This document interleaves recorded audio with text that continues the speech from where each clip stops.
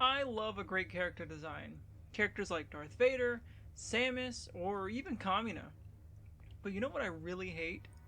Is when a great character design is left stuck in an awful video game, movie, or TV show. I mean designs that are genuinely awesome, like something you'd expect to be iconic, but they're stuck in games or movies that didn't use them properly or just completely dropped the ball. So today, I want to give just a few examples of characters that I believe deserved way better than what they got stuck with. And I think the perfect place to start would be no better character than Balan from Balan Wonderworld. This game alone had so much potential, seeing that Yuji Naka was the director.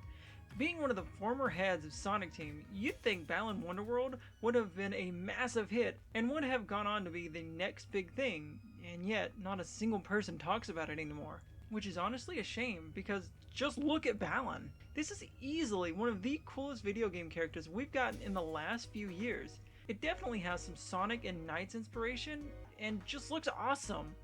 The giant hat being part of his face, the design of his cape going over his shoulders, his elongated proportions, he just feels like a character from the Dreamcast era, and I love that. I want to see more of him. I want more games with him. I want an awesome story-based platformer with Balan. But I just know, because Wonderworld was so awful, we'll never see him again. If you know me at all, you know I love Transformers. I've watched every live-action movie in theaters, I keep up with the lore, and despite all their flaws, I still enjoy the Bayverse movies. So that brings us to the design to some of the Bayverse Transformers themselves. I know there's debates that happen all the time whether or not Bayverse designs are good or not. Some people absolutely hate the 2007 design for Optimus. I personally love it, but that's not what this is about. We're going to actually go to probably the worst Bayverse film, that being The Last Knight, a movie so bad I was close to walking out of the theater. Now, there are plenty of great designs in this movie. I personally was not enjoying how humanoid a lot of the characters were getting there at the end of the Bayverse, but some of the designs are pretty great, such as Hound, Grimlock, and especially Nitro Zeus. But I think most people will agree that probably the coolest design out of all of them has got to be Megatron. While not my favorite design of Megatron, that has to go to Prime, The Last Knight is easily in the top 5. It also helps that he was also voiced by Frank Welker. As noted earlier, The Last Knight is easily the worst Transformer movie we've ever had. So having one of the coolest designs of Megatron in such a garbage movie is really disappointing. Even if we do have better designs for him, I would still like to see this version in more things. Even if that does mean having Michael Bay back. The next character needs a bit of context. I used to play a lot of Overwatch, more so than Team Fortress 2 at one point. I was invested in the story, the characters, and everything that was coming to the game. Heck, I was even excited when Overwatch 2 was announced. And then we all know how that turned out. Basically, every single promise that Blizzard had made for the game never actually happened. Overwatch 2 basically was just an over-glorified Overwatch 1. With all that being said, there's actually quite a few characters from Overwatch 1 I could put here. Someone like Reaper, Reinhardt, Orisa, or even Echo. But I think the one that I feel fits the most is Ramatra. To me, he is one of the coolest designs in the game. His design, his voice, his backstory, it's all amazing to me. And yet, he's stuck in a game that doesn't care about the player base. I have always loved android characters, and his backstory might be a bit basic, but I've always loved that idea. It's just a shame he couldn't be in a game that cared for the people putting money towards it. I've always been a Star Wars fan. Recently, I've slowly been distancing myself from the franchise due to my own personal issues with Disney, but that's for another video. But I grew up watching the movies, playing the LEGO games, and other games like Battlefront on the PS2. I used to watch a ton of YouTube channels that did nothing but talk about the lore, so I've learned a lot of lore that isn't in the movies either. I'm also one of those weirdos that actually enjoys the prequels. I say all this to say that when The Force Awakens was announced, I was hyped. I was excited. Finally, a new Star Wars movie after almost 11 years.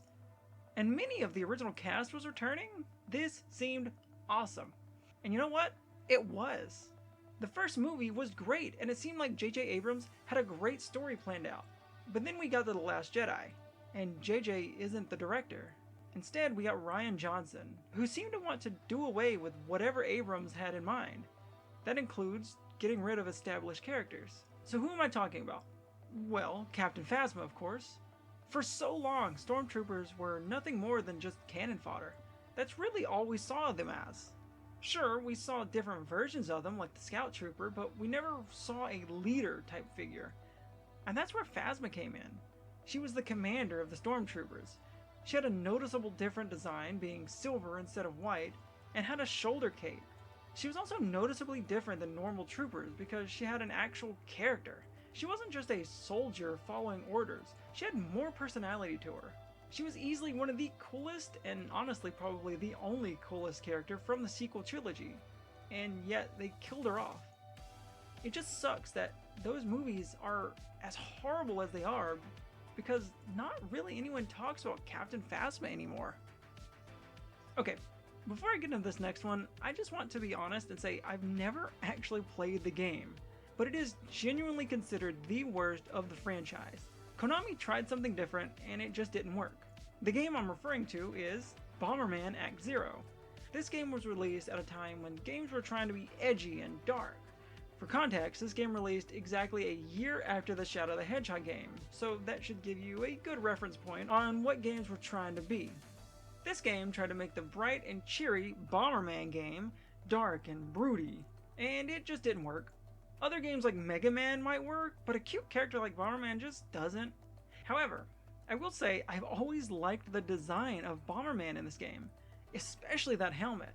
Obviously, he looks nothing like the original Bomberman, but it does look pretty cool, even if he is like super sexualized for some reason. And don't even get me started on the woman character. This next one needs a little bit of context. I grew up watching and loving Godzilla. I watched pretty much all of the Heisei and Millennium era movies as a kid, and most of the Showa era. I watched the cartoons and I had a lot of toys. I was obsessed with Godzilla and giant monsters in general. Even to this day, I have a Godzilla poster hanging up in my apartment. So obviously, I watched the '98 American Godzilla movie as a kid, and I loved it. I also watched the animated series that went along with it. I would be lying to you if I didn't say that this version of Godzilla is still one of my favorite designs. Yeah, it's very different from any of the Toho designs for sure. And he doesn't really have an atomic breath, and if I'm being honest, he doesn't really scream Godzilla, but I've always loved his design. I genuinely love to see another movie or even a cartoon reuse this design and make him more like Godzilla. Give him his atomic breath. Make him less like an animal and more like that Tokyo-destroying monster we all know and love. Honestly, I think why these kinds of character designs stick with me so much is because even when the games or movies themselves completely fell, you can still see the potential underneath them. You can still imagine the better version that could have existed. A better story for Captain Phasma, a better Transformers movie for Megatron, or a better game for Balan or Ramatra.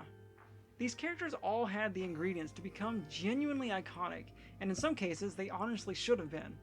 Instead, they're mostly remembered for the disappointing projects attached to them, which honestly kind of sucks. But hey, maybe one day these characters will get a second chance. Except for Bomberman. Let's leave that one in 2006.